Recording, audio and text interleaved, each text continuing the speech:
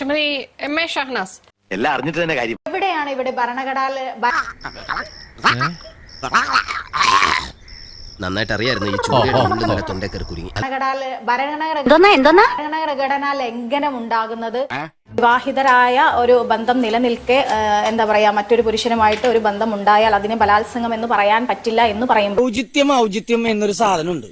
ഒരു മനുഷ്യനായ കുറച്ചൊക്കെ ഔചിത്യം വേണം. സ്ത്രീയുടെ മൊഴി വിശ്വസിച്ചേ പറ്റുള്ളൂ.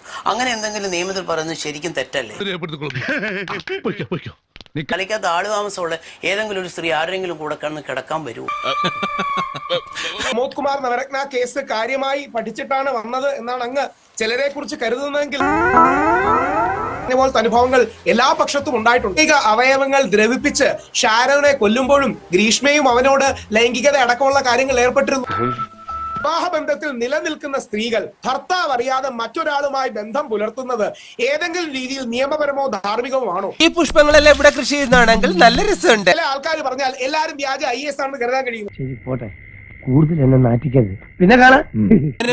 ഞാൻ പോകുന്നു. ബൈ.